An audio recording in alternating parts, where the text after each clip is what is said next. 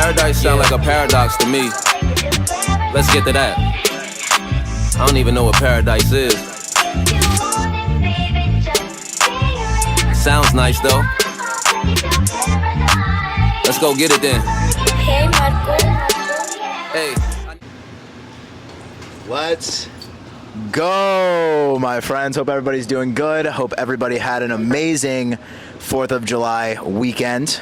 Super pumped to be here today. It's another beautiful day. We got lucky. How we doing today, boys? What's up, family? We're doing good. I'm happy to be here. You know, I always look forward to being with you guys and being able to have this opportunity to be at this round table and just talk about everything that we got going on and ways that we can help improve us or everyone who's listening and watching and following along. So, you know, just happy to be here and excited for another day.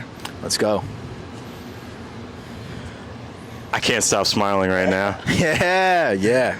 I love being here, guys. This is episode 4 of Rise and Thrive. Once again, hello, I'm Justin Collier.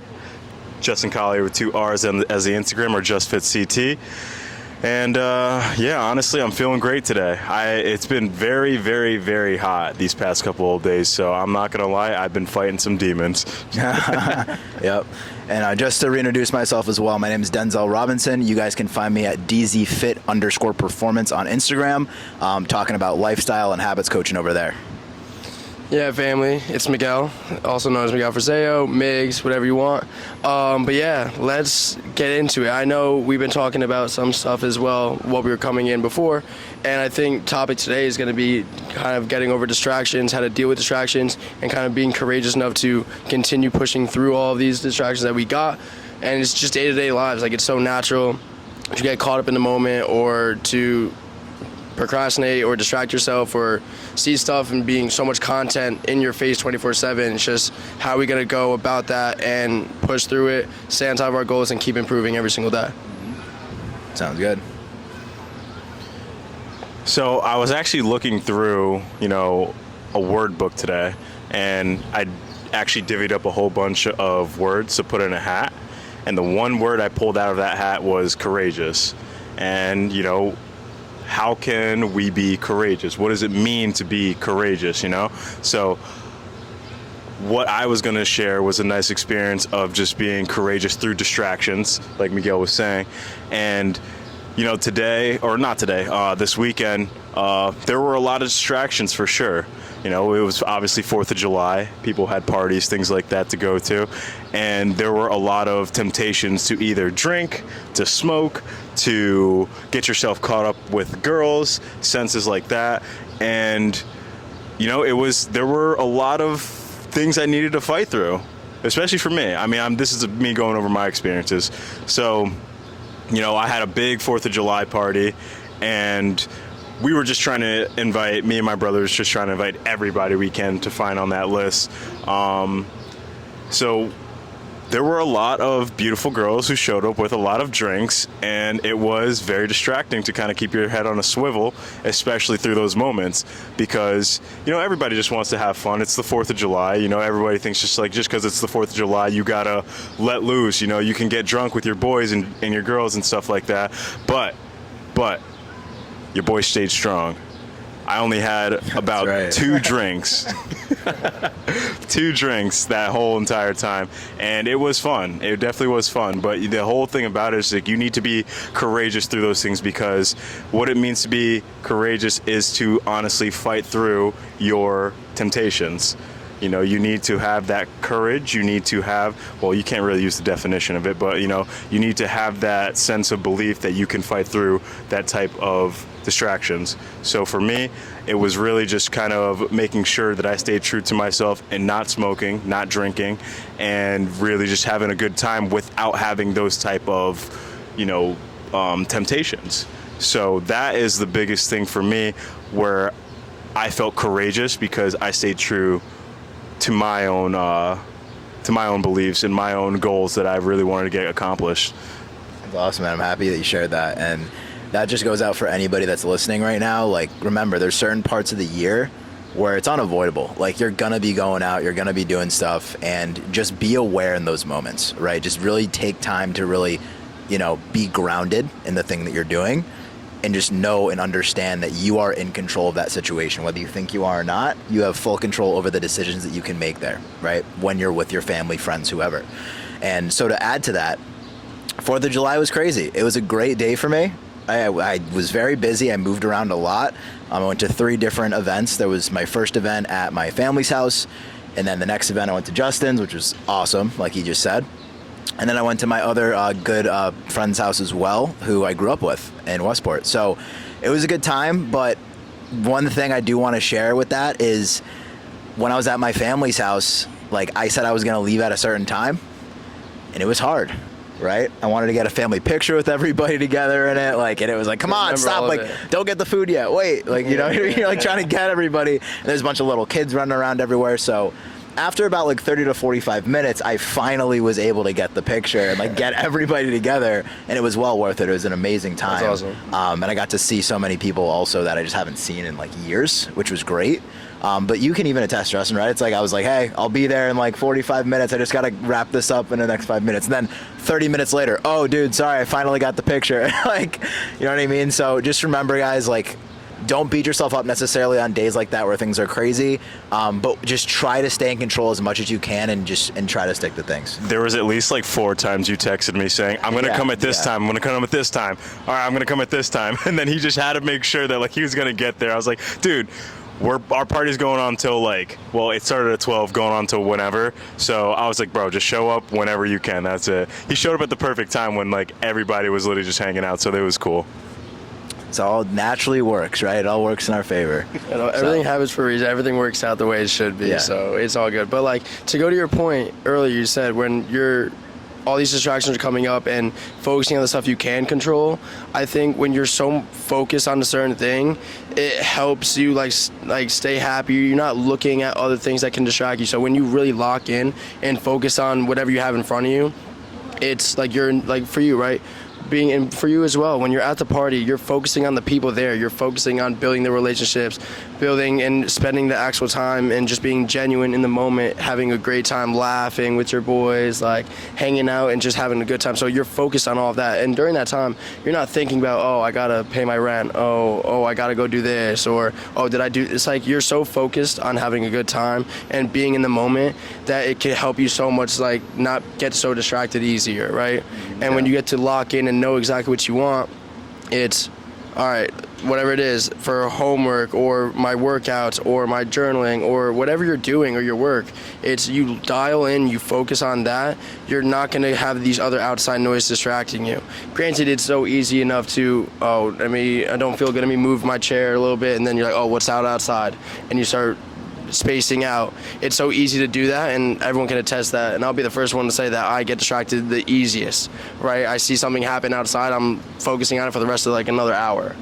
But if you can find ways to dial in and just truly focus and be in that moment, then everything else is going to start working better for you, and you don't find yourself getting distracted as easy, right?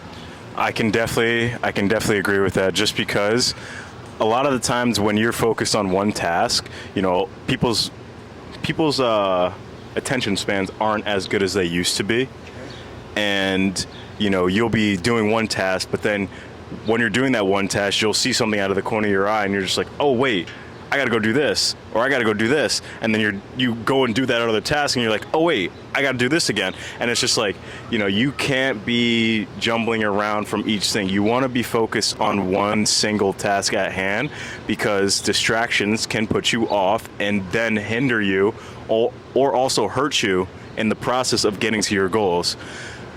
And it's a serious thing that a lot of people have to deal with, because attention spans just go like that. You know, it's like a squirrel. You know, you see something, you just go for it next. Or even when a dog sees a squirrel, it's just like they see that squirrel and they forget that they're on the walk with their owner, and they just try to run off and do something else. You know, you want to make sure that you're kind of staying focused on your task at hand, because that's what's really going to propel you into that next level. That's awesome. And with that too, the technology now, right? We think about just how different things are now. Like 20 years ago, this wasn't really that big of a thing, where we always had something to distract us and always take our mind off of things. So now our attention span is like almost like a goldfish, where it's like, dude, we don't have any, right? You have to actually build it now as a skill.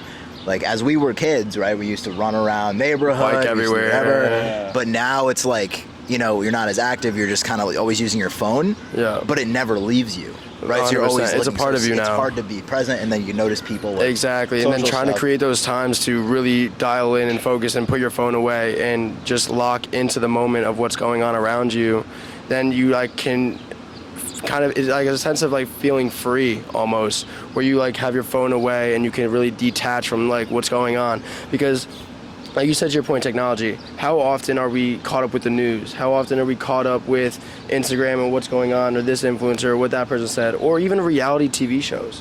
Like how Yep. often are we just so caught up in it where whatever happens on the show, like it affects us so emotionally, where we like go into the rest of the week going, oh, this happened on Keeping Up with the Kardashians, or this happens on like E! News or Fox or CNN or whatever it may be. Yeah. Like how many times do we let all of that like affect our like selves emotionally, mentally, and we let it ruin us more than we actually should? And it's like our attention span, like now it was like Vine for 6 seconds, and then it's like 15 seconds. And like now we can't even focus on something more than like 30 seconds at a time because we're just physically and constantly being trained every single day when you wake up and you go on Instagram, or before you go to bed and it's on Instagram or on Snapchat or Twitter, whatever social media apps you use. But it's like we have to slowly start, if we're gonna do that, put something where it's like true information that you're gonna be wanting to actually improve with or learn from, or something that resides with you like ethically, morally, or whatever the case may be, instead, or spiritually for that matter. It's like we're so caught up in the reality TV shows of life that we let it affect us. And going into the week, it's just like I feel like we have to start changing that a little bit more and really focusing on what we're ingesting.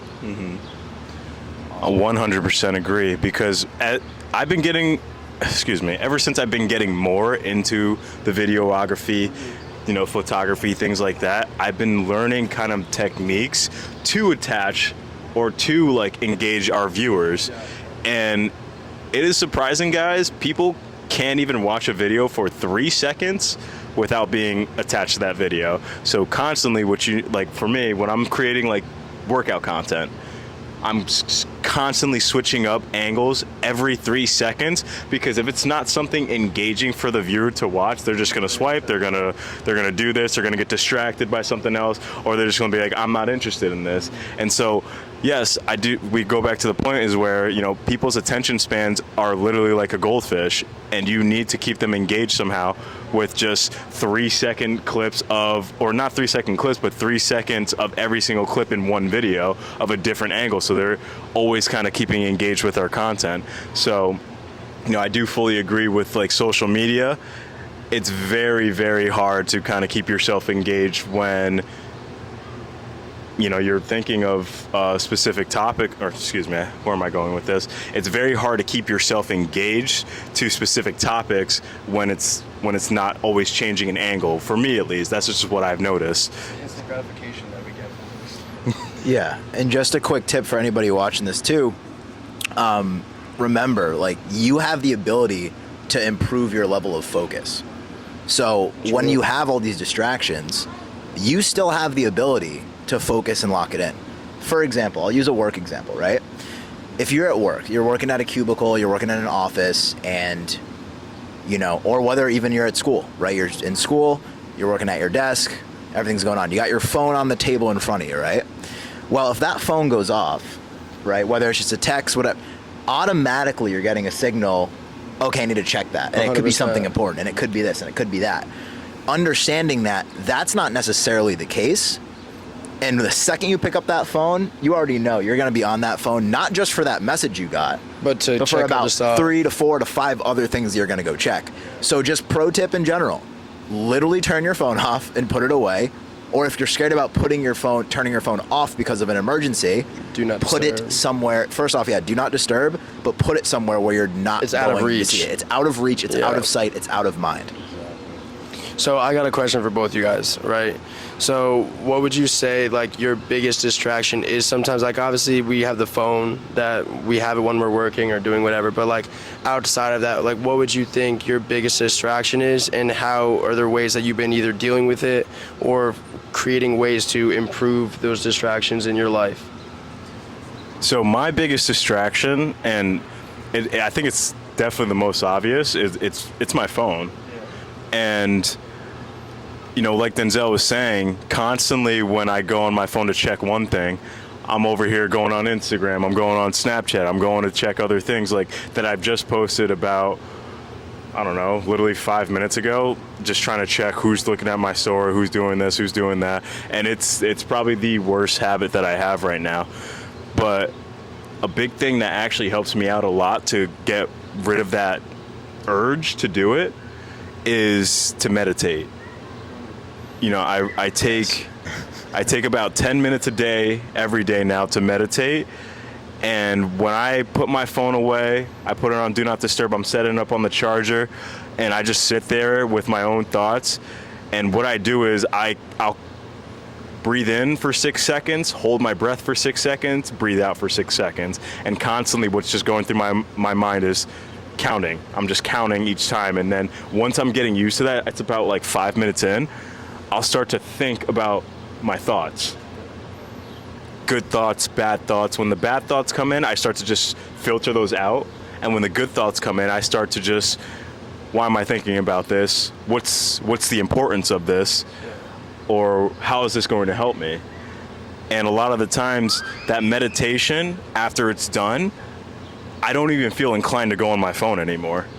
I'll pick up my phone and I'll just stuff it in my pocket, and I'm just constantly just doing something else. Like I'll go and actually do my habit share stuff, and I'll either start to read right afterwards, I'll either start to go pray right afterwards, or I'll start to meal prep right afterwards, stuff that's actually going to help me down the line. You feel a new sense of confidence after you sit down and meditate for a little bit. Exactly. Because you get to connect with your thoughts or acknowledge what's going on, instead of it just letting it sit there and just go like on a hamster wheel just 24/7 without having it given like a second thought after assessing or checking in on what these thoughts are doing or how they're affecting you. Exactly. These habits that I have, it's the important things that matter to me. Yeah. And that's why when you do meditate, it's a sense that you are becoming more in touch with the things that are more important to you. Yeah. That's why I challenge the viewer, you guys, to really start to meditate and really become one with yourself, instead of going about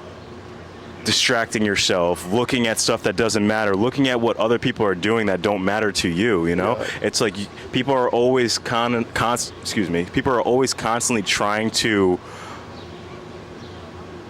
compare themselves to people that don't matter. You're always constantly looking at, oh, what's this person doing? Oh, I wish I was there. What's this person doing? Oh, they didn't invite me to do that, and it could be one of your best friends. Those things don't matter. You need to constantly keep worrying about you, meditate, and the things that are important to you, because then people will look at you and what you're doing and start wanting to do what you're doing. It could spark something in them to keep them growing.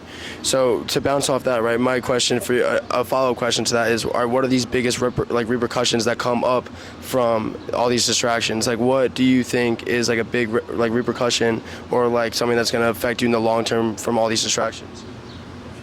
Because I want to hear Denzel's answer as well after. So from these distractions, I feel like the biggest repercussions or even consequences are just, you get yourself into a void you get yourself into a place of a void that doesn't matter. You start to worry about things that aren't going to affect you later down the line.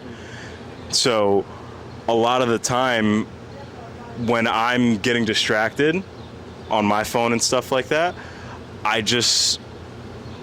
don't realize it at first until probably 15 minutes in, and I say to myself, wait, I don't even talk to this person anymore. Why do I care so much about what they're doing?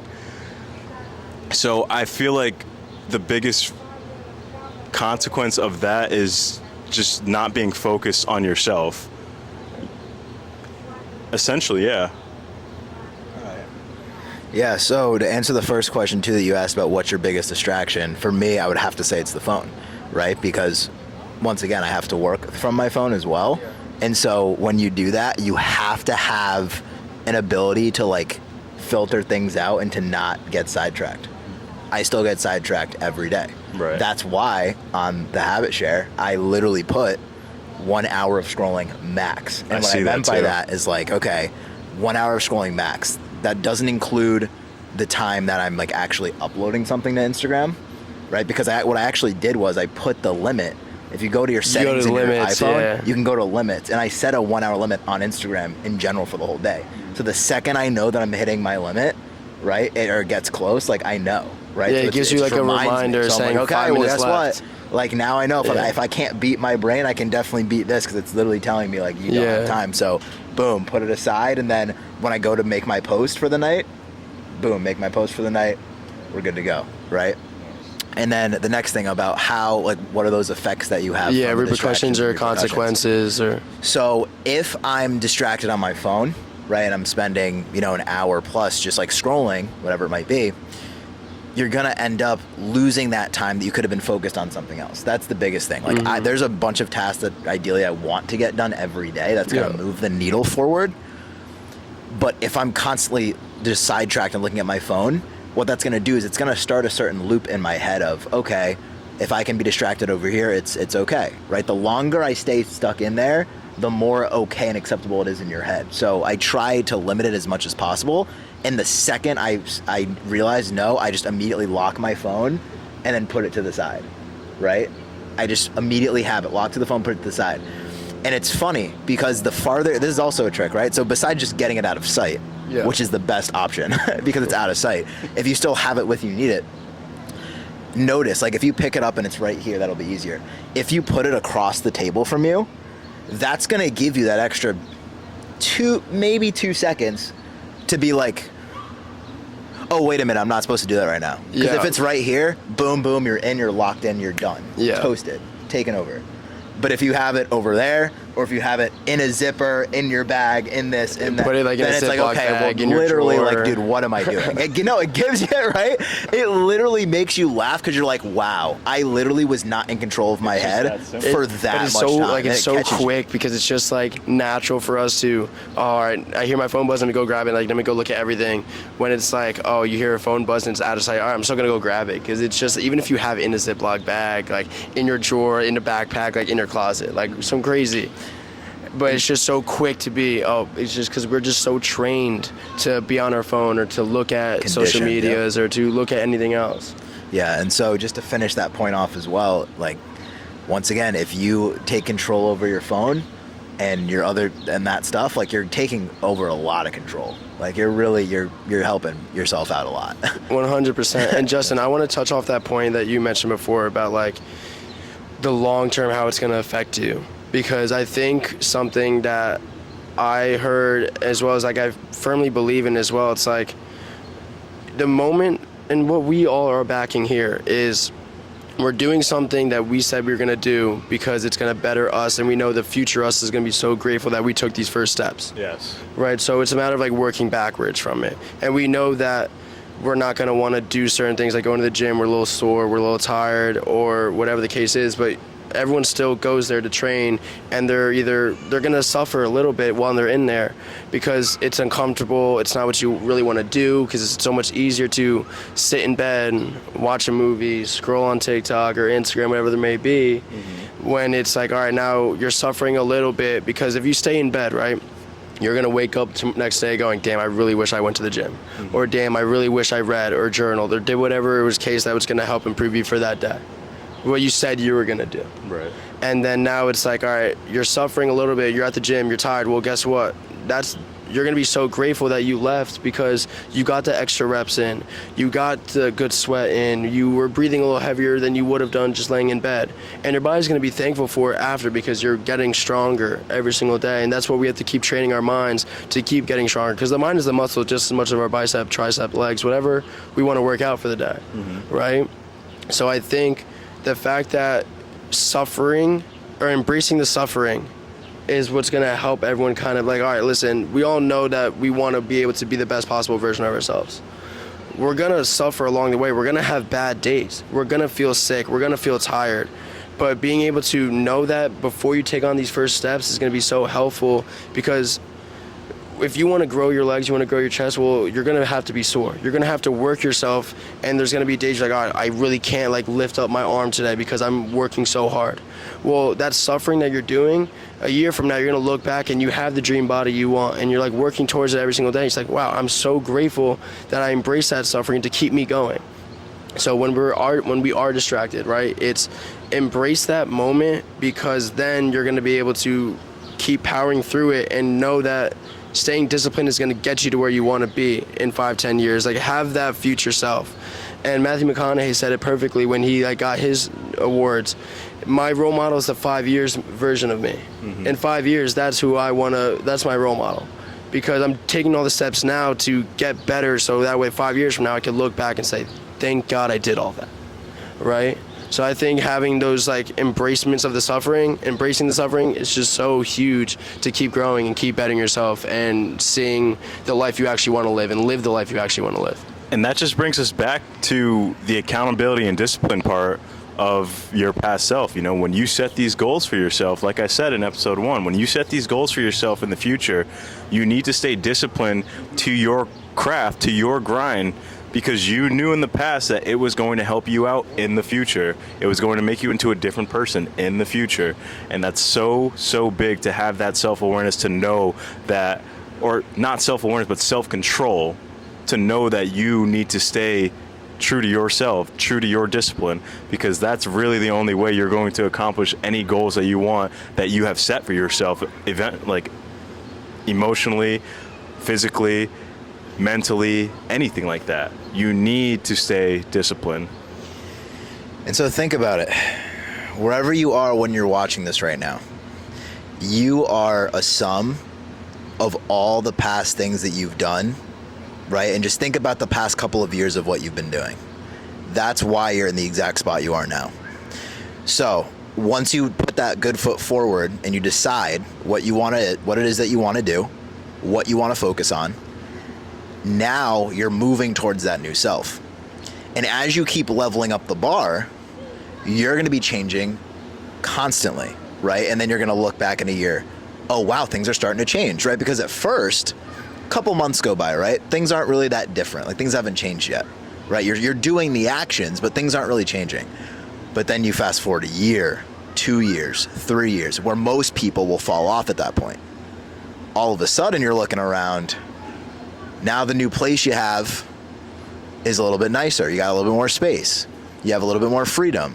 Maybe you have this new car, right? It's not the dream car of your dreams, but all of a sudden, oh, I'm not driving this crappy little beat up, car. Now I'm driving something a little bit better.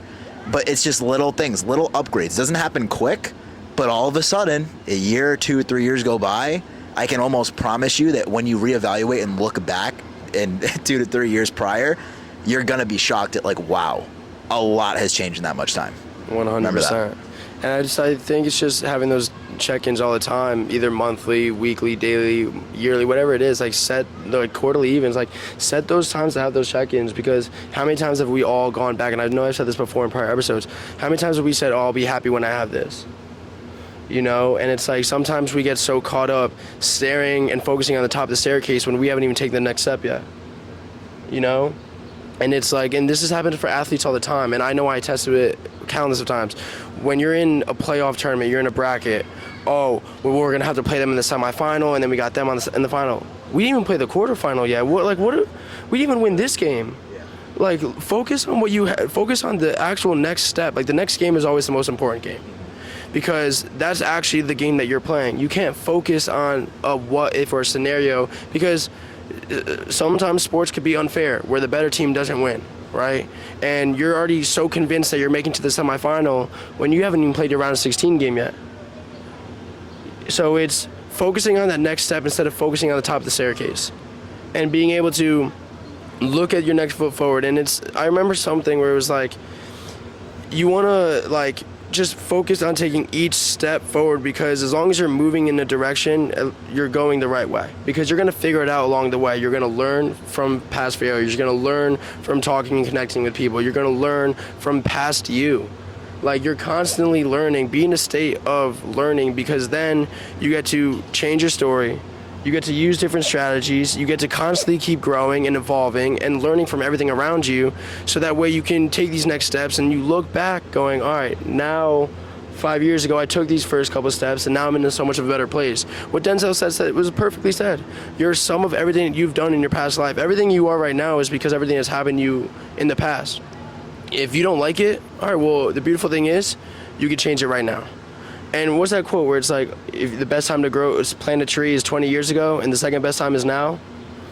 It's the same thing when it comes to our thing right now. If you want to change, yeah, you could have done it 5 years ago, 10 years ago. Second best time is doing it right now, because 5-10 years from now, you're going to be so grateful that you did. I love that. So, I just looked up the definition of courage. The ability to do something that frightens one. She called on all her courage to face the ordeal. I want you guys to give me an example of when you were frightened one time and you felt like you needed to either be courageous or a distraction that you guys had to deal with to really be courageous to get out of that situation. What do you think? So, there's a couple things, but I think the biggest is telling a friend, or actually, for me, is actually my relationship, right? The past relationship I was in. 2 years I was with this person, right? And once again, I send them all the love in the world. I wish nothing bad on them. 100%. But there was a point where I understood that this is no longer for you, for me, right? This is not for me. This is not the type of synchronicity that I want in a relationship, right? And like our communication was broken. Like there was so many problems with it, and I just realized that. Once again, I was like, oh no, like this person will change. Like you know what I mean? Like if I do this or try to help them here, like they'll just change. But once again, it never happened. Expectations can never be met. And so I finally got to a point where I had to have that tough conversation and just being like, hey, I love you, but this is not working, right? And we need to break this down from all the other problems that we've had and that the other fights that we've gotten into, and just really understand that, hey, you might not feel a certain way right now, you might not agree with this, but once again, it's not necessarily up to you, right? It's how I know I'm being held back in my life and that I'm not going to be able to be the best version of myself. So having that conversation with someone who prior was very controlling, right? Very just demanding in a lot of ways, right? I wanted to be like the nice guy in that regard and never really stepped into that other side of myself. But once again, you get pushed, and eventually there's a point where you break, right? And so for me, I decided, I was like, okay, I can't do another year of this. I can't do another couple of months of this. Like I've reached my limit. And at that point, I gained the courage to finally like stand up really for myself in terms of this is like, even though, you know, you might not believe this, like this is truly how I feel. This is truly how I believe. Mm-hmm. And it's time for me to move on. Yeah, and I have a question to ask you, Denzel, just based off that. It's like, did you start to get in your own head and like doubt yourself because of all the distraction going on, thinking, oh, what are people going to say? What are people going to do? Like, how am I going to feel? Like, did you have like a sense of doubt when you were in a sense like with all the distractions going on and you kind of having to force yourself to have this conversation and how to like build up the courage? Like, did you ever like lose sense of yourself or like doubt yourself in any way bringing this conversation? Because it's a big ask to do that and to really sit down with someone who you've been with for a while and you guys have a lot of love, a lot of history, whatever. But it's like to have that conversation is very courageous, and to be, okay, some things could alter, some things could distract me on making sure I stay true to my word and wanting to do what's best for both of us. Yeah. When I was in that relationship, a big thing was it was the negative self-talk, right? But not necessarily me, it was her, right? Mm-hmm. She was talking very negatively. And then if it was about me too, I would take it also a little bit personally. Like I would really I would hold on to that for a bit, right? Which is my own problem. And this is the beautiful part about once you remove yourself from a relationship, you start to really understand how it went or what was going on. How things were going. And also you realize too in your relationship the things that you want, that you like, that you don't like. And I was learning all those things after the fact too, right? During the relationship, but then once I was officially out, I was like, wow. Yeah. I literally just feel different. I feel like I can breathe. There was literally a point, like, especially the last couple of months, I couldn't even, like, every time I was around the person, I couldn't even breathe. Like, I literally felt like all the air left my body. Like a chokehold almost. And I felt, and it was like, I didn't want that to be the case. Of course. Like, I wanted to, like, have a conversation, but I just couldn't help but just feel this, like, feeling of, like, dread and despair, right? Yeah. In a relationship. This is supposed to be a romantic relationship, right? You're supposed to be happy. Like, you're supposed to, you're supposed to have troubles and go through hard times. But this was different. It just didn't. And I could tell something higher up was telling me, this isn't it. Yeah. Like, this is not the feeling that you're supposed to have, like, for this long in a relationship. Like, this isn't it. I think it comes to a point for a lot of people when it comes to these distractions, right? It's like negotiating in your head what's your limits? Like, what are you really trying to risk or trying to gain from any type of situation you're in? Because prior to anything, like, you know how much you're willing to sacrifice for something. Like, you know, when you're in a sports team, you're willing to give it all to get in the starting lineup, to win, like, have the last, like, game-winning shot or whatever the case may be. But, like, you know how much you're willing to sacrifice.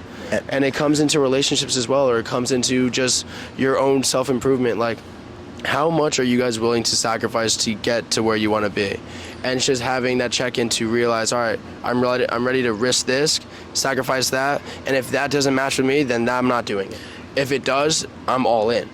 And I think that could be like, a lot of people will have like regret in a sense where if they stay on for too long or they're holding on for too long because they think it's going to happen, but they're not having that check-in going, all right, I'm being physically like hurt from either sore or whatever the case is, or I'm being emotionally hurt from the words that are being thrown at me, or what, like my mental, because I'm in my head about a lot of stuff. I'm doubting, I'm losing track of insight of who I actually want to be.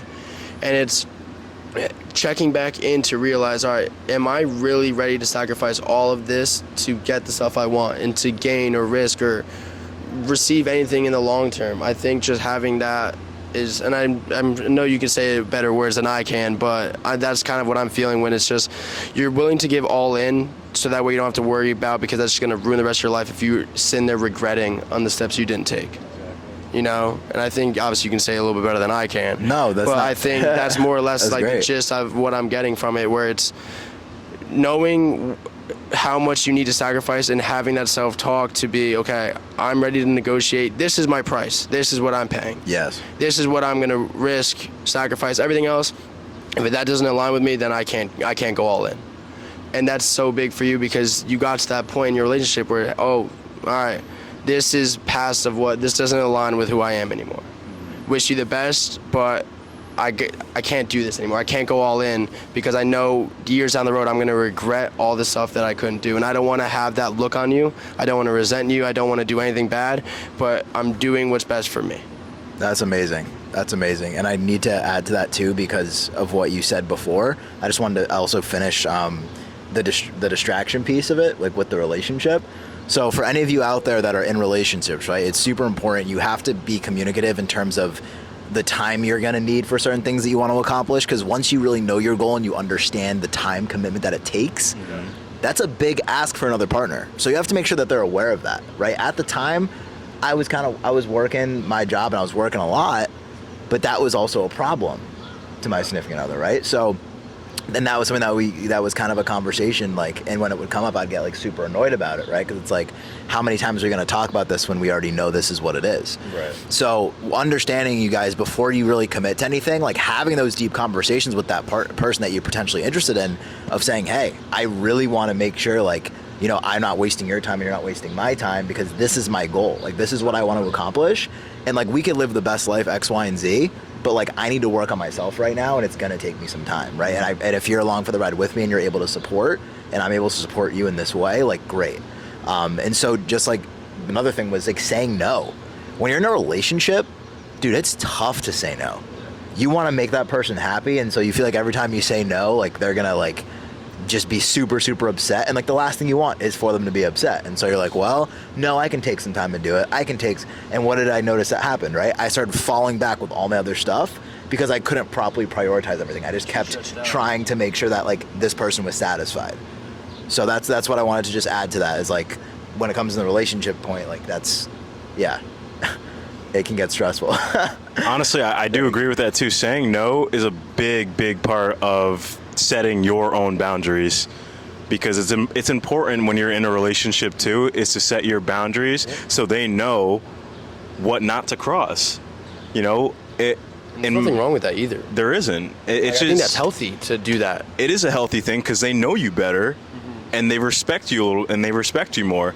So essentially, you know, I have to agree with you in the whole relationship aspect. When my relationship ended, you know, a lot of the times for me, I had lost track of who I was. You know, in the beginning of our relationship, we were great because of the boundaries that I set, but also at the same time, my power to stay true to my goals and who I was. You know, that was a huge thing for me when going throughout my relationship. What really caused me to have the courage to kind of end things was I knew I wasn't myself, and there was a point in time where I just needed to break it off.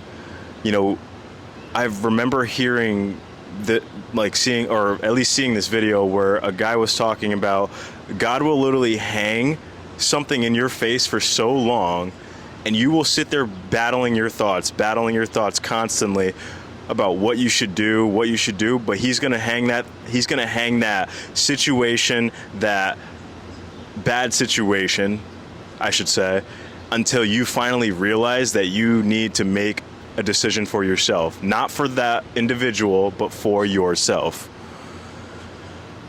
So I think a lot of the times when I was battling my thoughts, trying to convince myself, maybe this will work out towards the end, maybe if I just keep her in my life, maybe if I just keep entertaining it, she'll eventually come back. But no, that wasn't the case. He was generally trying to tell me, like, you need to make a decision for yourself. Whatever you're thinking right now, you need to do it, because that is ultimately what's going to make you feel better. Out of sight, out of mind type of thing, you know? Yeah. And I think to go off that, right, it's something where you relate it back to God, and then you also could, like, put it to yourself. It's like you walk in faith and walk in sight, and it's like having, like, you love him with your words, but you don't love him with your actions. Mm-hmm. And it's like the words that we tell ourselves, oh, we're going to do this, and then the actions that we take aren't matching up. Right. So it's like, how are you going to have when you have a best friend, you guys know you're going to, or in a relationship, you guys are going to do everything you possibly can for one another. You guys know you want to see the other person so much happier. You would do anything to put a smile on their face, make their day better, whatever the case is, on what your relationship entails, whatever it is. Because everyone's dynamic is very different, right? But if you're going to have that best friend situation, you know you guys are going to do everything you can for the other person. So how are you going to have one best friend giving their all, loving you crazy, doing all this stuff, whatever action they can, but you're not matching it? Right. So that's the same thing when it comes to God. He's giving you all this faith, he's giving you all this love, support, forgiveness, everything, but you're not doing the same thing for him. Or you're not doing it for your relationship, or you're not doing it for yourself. And it's what I think that we're all, like, starting to change now, and I hope everyone else is jumping in on this as well, is all the actions that we said we're going to do, we're going to keep doing it because we know it's going to help us in the long term, and it's going to make us a better us for the person that we eventually end up with. Right. And we all know that when we get into a relationship, we want to have the perfect relationship. We want to make the perfect, like, family, whatever the case you guys want. Like, but having those conversations is going to get you there. And being able to be the best version of yourself to give it to someone else is, I think, what we're all kind of working for in the sense of relationship, or even just for yourself to be the better version for your brother, for your sister, for your mom, for your dad, your grandparents, your significant other, whoever the case is. I think what we're slowly trying to do is just matching our words with our actions to really love ourselves so we can love someone else. Having those conversations too is also a very courageous thing, because those conversations are not easy. You know, talking about your deepest vulnerabilities is not easy. So, you know, if at the time when I was going over those boundaries, you know, it frightened me.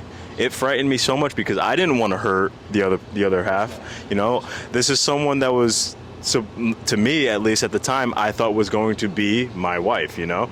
You know, when I'm at this age of 25, I'm not dating to just have a girlfriend fling around and that's it, you know? I'm dating to build up that camaraderie, that good relationship, to essentially have a wife out of it.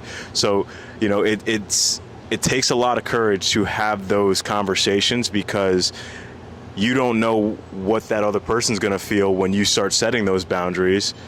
But this, at the end of the day, you know, it's okay if they're not accepting of it, because that's just God telling you that that's not the one. At the end of the day, you know? I love it. I love it. I appreciate you guys sharing about that too, because I think it's a really big topic that I feel like a lot of guys just don't talk about all the time, you know? Just in general, like, we got to talk a little bit more about the relationship stuff, because it goes hand in hand with everything. If you're trying to be better, if you're trying to be the best version of yourself, the only way you're going to know that is also through relationships. It's 100%. Through understanding and meeting other people. And you have to have that ability to, like, jump out there into the unknown. 100%. And it's so easy because we always have an image of what we think we want in our head, or how we think certain things are going to go, whether it is in a relationship or a game or a training or just a run or your daily activities. Like, we always have an idea of what we think is how it's going to go, and then actually doing it, it's going to make you realize what you actually want from it, what you're learning from it, who you actually are, what you actually want from something. So it's just constantly learning and being able to have an open mind when you go into certain things. So that way, instead of being quick to be, oh, this is how it is and no way else, like, not having it. It's like sometimes you have to adapt and change your strategy a little bit in order to, again, eventually at the end, change your story, because not everything is permanent, you know? Pain is temporary. All this stuff is temporary, and eventually things are going to end. Like the reality TV shows, they're going to end. Soccer season or football season or whatever baseball season you're in, like, the season is going to end. Next one's coming up. So it's just learning from everything to keep going to the next season better and better and better until you eventually become the best version of yourself. So Miguel, I want to know, you know, your moment of being courageous through a distraction, or, you know, any type of life experience that you had to go through to be courageous. I think mine definitely was just the whole move to Portugal. Like, again, I'm not trying to say, oh, look at me or whatever, that I moved to another country, but it's like, that's hard to pick up everything. And I know so many people do it, whether it's they move to another state or they move to another town or they move away from something that they're so comfortable doing and taking that leap of faith. And it's like, I was in a relationship at the time when I did it, right? I was making good money where I was at the time. My family and I we're close, like, we're like a normal family. Like, obviously I'm very close to my brother because I was like raising him, like, me and him are like best friends, all of that. But I had like a good life. Like, I was genuinely happy with what I was doing. But I took that leap of faith because it was something that I always knew I wanted to do since I was a young age, that I wanted to live in Europe for at least a couple years and really figure out who I was. Did I know that I wanted to figure out who I was when I was 5 or 6? I wasn't thinking that, but I was like, I want to live in Europe. Like, I want to live in Portugal, right? And like I said, I had a girlfriend at the time. We were very much good. Everything was going good. But I still took that leap of faith because I knew if I didn't go, I was going to regret for the rest of my life that I never took that step, that I never took that chance. So granted, some things worked out, some things didn't. Again, I know in the past of everything, going back to your comment before of you are who you are, the sum of everything that's happened to you up until now. And granted, I know I've hurt people have hurt me. It's going to continue that way for everyone, right? No one's perfect. But taking that leap of faith was definitely my biggest courageous moment because I learned so much about myself. And I definitely would not be where I am today without that leap of faith, which I'm very grateful for. And obviously, I'm upset about certain things, how some things worked out, some things didn't. Do I wish it could have been different? Yeah. But at the same time, everything happens for a reason, and who knows what's going to circle back around if it's right. And that's going whether for a relationship, with friendships, with my school, whatever the case was, like taking that leap of faith to really be courageous and get in the unknown was definitely my biggest step of, all right, let me put myself in a situation where I'm not going to know what's going to happen in the next 2 minutes. Let me put myself in a situation where I'm forced to grow, because I was, like I said, very comfortable where I was at, but I knew there was something missing, and I didn't want to keep going on and look back 80 years from now going, I really regret, or what could have been if I didn't go. I really want to play off that regret as well, because there was a situation about a month ago for me. I don't even want to say a month. I think it was probably like 2.5, maybe 3 weeks ago. And I was listening to my podcast with Serendipity by Nicky Johnson, and he has his co-host, his name's Oak, and he was talking about regret. You never want to live with regret, because that's something that you wish you had done that you didn't do. So my whole situation with that regret was, you know, I made a huge decision to cut off my girlfriend at the time because I needed to grow myself. You know, it was a whole month and a half of not even talking to her, texting her. I unfollowed her. I took her off everything because I needed to be more in touch with myself. And it's not something that I regret doing at all, because it made me into a more courageous guy that I am now, and a more accountability driven and disciplined, desired kind of guy. But where I felt like I didn't want to regret was letting her know that how sorry I was that I had done it, because I know what she was dealing with at the time, but I made this decision ultimately for myself, because I couldn't have helped her in that situation with my thoughts that I was battling. So when I was watching that podcast, I went out and I texted her, "Hey, I hope you're having a great day today. Thinking of you." And, you know, she liked the message and she said thank you. But then she proceeded to say, you know, it was kind of random for me to actually say that to her. So just for me, I was thinking to myself, you know, I didn't think it was random because I did it because I didn't want to regret not doing it. You know, I felt like it was true for me to go out, text her, let her know that I was thinking of her, and I didn't want to regret not doing it. Yeah. So when I did it again and she liked the message but didn't answer back, that's when I knew, all right, you know, this is just, she doesn't really want me to talk to her anymore, so let me just leave it at that. At least I don't regret not sending the message. Exactly. So that's why ultimately, you know, it's a huge thing to stay true to yourself and not having to worry about what's on the other side. You know, not having to regret not sending that text message, not having to regret being courageous and moving away, even in your relationship, or being courageous and making that hard decision to ultimately end the relationship. You know, you never want to live with regret, because it's something that you wish you had done. It's going to eat you alive. Every single day, because it's going to live in the past, and you're going to be like, and you're going to keep saying to yourself, I wish I had done this. I wish I had done this. You never want to live like you wish you had done something, because that means you weren't courageous in actually taking that action. You were distracted. You were very distracted. And all of you watching this need to understand that you were put on this planet for a reason. Amen. And that you were meant to accomplish every single thing that you've thought of that you want to do.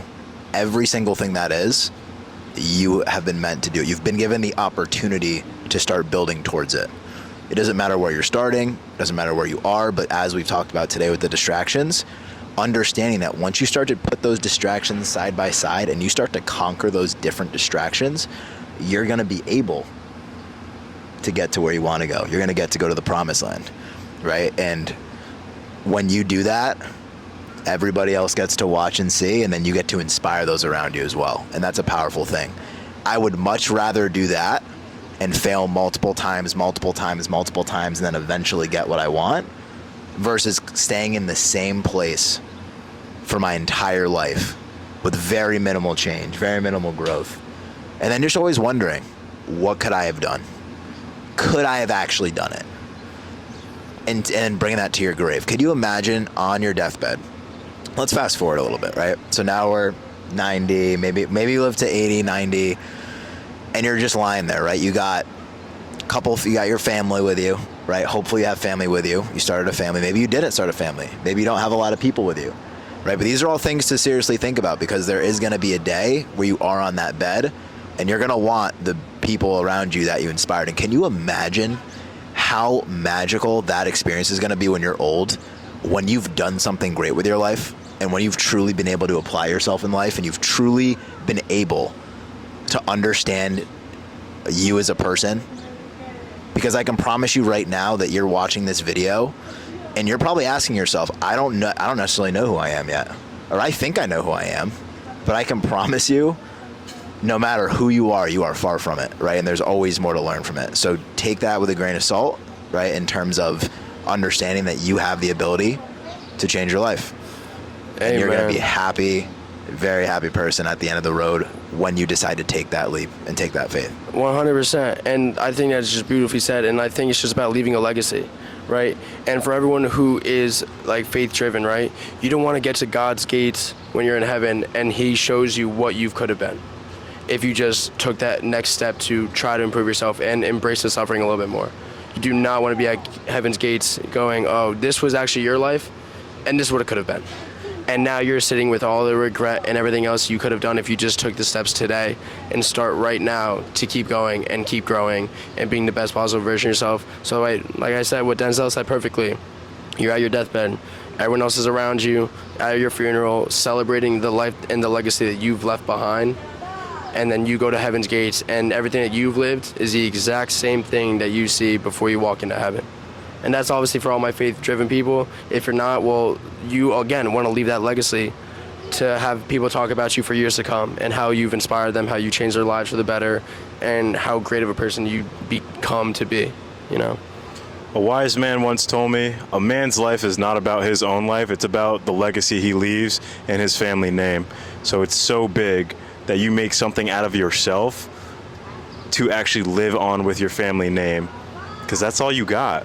Your word, your discipline, your accountability, and your family name. We only die once, but we get to live every single day. Exactly. So just keep going and keep having fun with it every single day. And then just enjoy what you do. You guys got anything left to say? No, I think that's it. Like That was pretty awesome. That was awesome. I hope you guys enjoyed this episode of Rise and Thrive. Accountability and discipline. Keep yourself accountable every day. Don't get distracted and have the courage to do what you need to get done. Love you guys. Go crush it. Peace out, family. Paradise sound like a paradox to me. Let's get to that.